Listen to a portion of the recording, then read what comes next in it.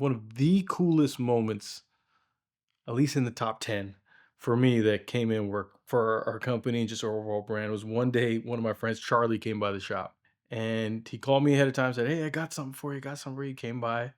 And when he showed up, he had a little box. And he's like, "Hey, this is a gift for you." And I'm like, "Oh man, thanks." And out I pull a Hot Wheels car and my jaw dropped. So this is the story of that moment.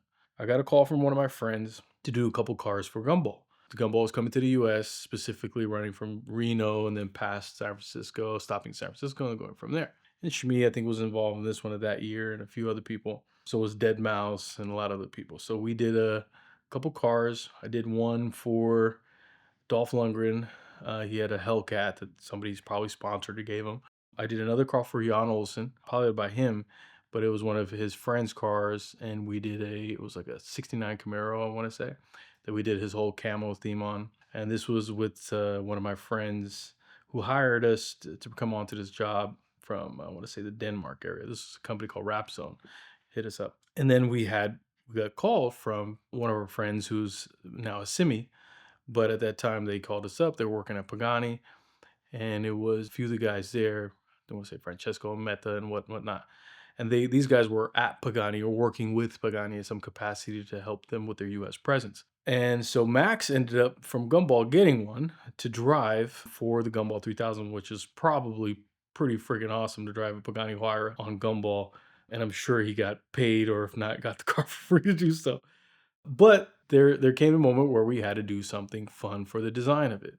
So they found out about us because we were obviously in San Francisco Bay Area, called us, said, "Hey man, we got this project for you, and it's a Pagani. We want you to do a design on it." Again, our jaw dropped. We're like, okay, we got a really cool car that we're gonna about to, get to cranking on. So here comes this idea of us having to create or add to the design of the Pagani Huayra and try to accentuate or make it better without making it gaudy or too over the top.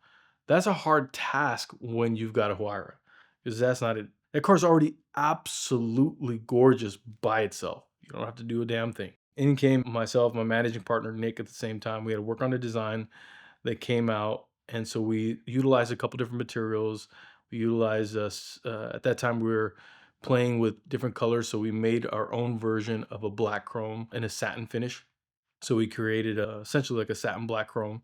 And then we did some red pinstriping in essentially a reflective material. So at night, it has this really crazy glow and pop. And we had to find all the right lines and accentuate it on there.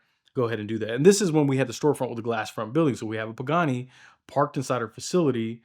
Mind you, these are new cars at the time. Nobody's really seen them. And we have it roped off, and people are driving by. They're stopping. They're like trying to come in. And we're like, "Yo, you can't go past these ropes."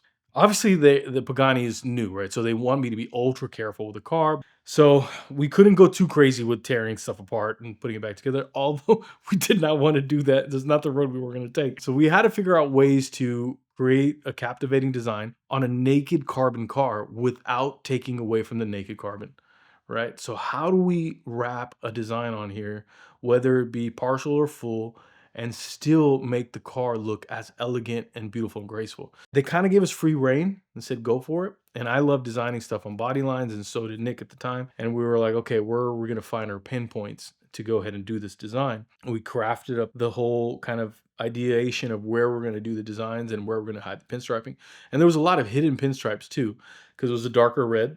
But at nighttime, when the car lit up, headlights hit it, all those little lines popped. And so it just made the car and all those beautiful, sultry lines that are on the car just come to life and pop. And when they came to pick up the car, they were obviously excited to come get it. And I think they were pleasantly surprised because we didn't outdo ourselves, outdo the design per se, and make the design kind of overshadow the car with some funky or crazy stuff. So they were, for a highbrow, high class hypercar, it was done very tastefully in their regards. The part that they found out later about was more of all the red highlights that we did, because you can't really see that come to life until it's in the evening or nighttime driving around. I think that was that pleasant surprise, a little cherry on top you get to experience later that they got to find out about. So they were juiced about it, and it was really cool to see the car out there in the real world parked on the lawn with all the other cars in San Francisco or at the starting of the grid in Reno when it was that year. And they drove it throughout the rally, threw all the Gumball stickers on it.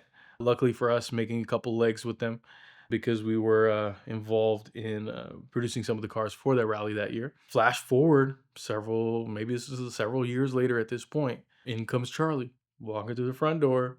He's got this little box. I open the box and I pull out the box, and the first thing I see is Hot Wheels. Then I see Gumball 3000, and then I see the Pagani Huayra. And I look at it and I'm like, holy crap. This is the exact replica of the car that we designed and created, like to the T. They did all the red pinstripes, all the accents, the chrome designs, all that kind of stuff.